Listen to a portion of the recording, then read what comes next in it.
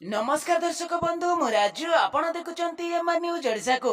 आज नवेम्बर 24 तारिख आपण मानक पई देश विदेशर समस्त गुरुत्वपूर्ण खबर नहीं आछि।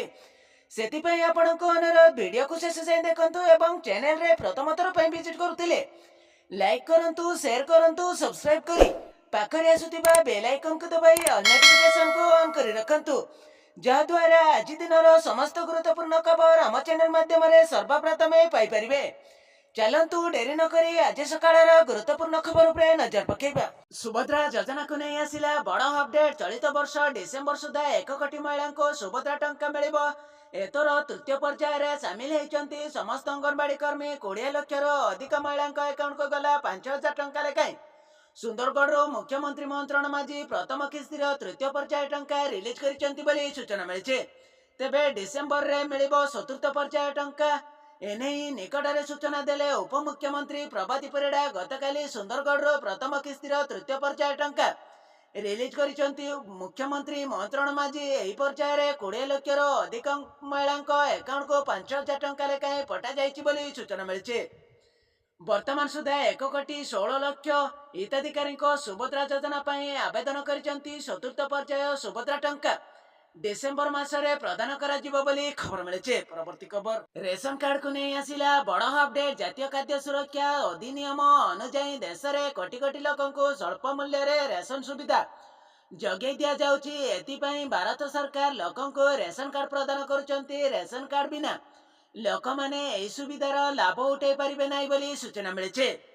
सबुठो बड़ कथा होची रेशन कार्डधारी माने केवल कम मूल्य रे रेशन पाती ना बरं सेमाने अन्य योजना गुड़िकर लाभ पाइबा पाई याको व्यवहार करुचंती। निकटरे सरकार रेशन कार्डधारी एक बड़ घोषणा करिसंती। रेशन कार्डधारी को वर्तमान 450 टंका रे गैस सिलिंडर दिया जिवो। रेशन कार्डधारी को 450 टंका रे गैस सिलिंडर जातीय खाद्य सुरक्षा अधिनियम जता एनएफएस माध्यम भारत सरकार दारिद्र्य सीमा रेखा तले रहुतिबा लोकों को कम मूल्य रे रेशन कार्ड दिया जिवो बोली खबर मिले। परवर्ती खबर ओडिशा मानचित्र रे एबाकु जाउची एक बड़ परिवर्तन। सुंदरगढ़ शहर एबे उत्तर ओडिशा अंश भाव में सामिल करा जिवो। राज्य रे मुख्यमंत्री मंत्रण माझी घोषणा करिसंती। उत्तर ओडिशा विकास परिषद रे सुंदरगढ़ सामिल हेबो बोली कहिसंती खुद मुख्यमंत्री मंत्रण माझी। उत्तर ओडिशा विकास परिषद पर एक टास्क फोर्स गठन करा जाइछि बोली सूचना मिली। पश्चिम ओडिशा विकास परिषद रे सुंदरगढ़ सामिल करा जिवो किंतु जिल्ला रे विकास उचित भाव में होई परिबो नाही। तेणु एही जिल्लार त्वरान्वित विकास पई एभली एक पदक्षेप निया जाइतिबा कहिसंती मुख्यमंत्री मंत्रण माझी। सुंदरगढ़ को ओडिशा विकास परिषद रे सामिल कर जिबा पई खूब शीघ्र निष्पत्ति निया जिवो बोली खबर मिले। परवर्ती खबर एथर ओडिशा को आसीबे माराथन गस्त करिवे प्रधानमंत्री नरेंद्र मोदी। 2 मासरे 3 थर ओडिशा आसीबे प्रधानमंत्री नरेंद्र मोदी।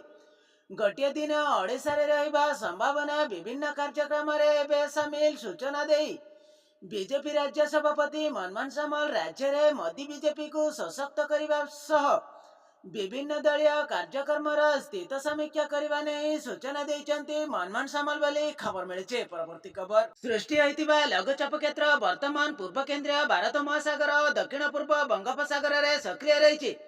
यह पश्चिम उत्तर उत्तर पश्चिम दिग को गति करे 27 तारिख अर्थात आसंता काली दक्षिण बंगोपसागर रे केंद्रीय भाग में अपपात परिणत हेबो। यह परवर्ती 2 दिन मध्य तमिलनाडु श्रीलंका उपकूल उत्तर पश्चिम दिग को गति करिवार संभावना रही बोली सूचना मिली।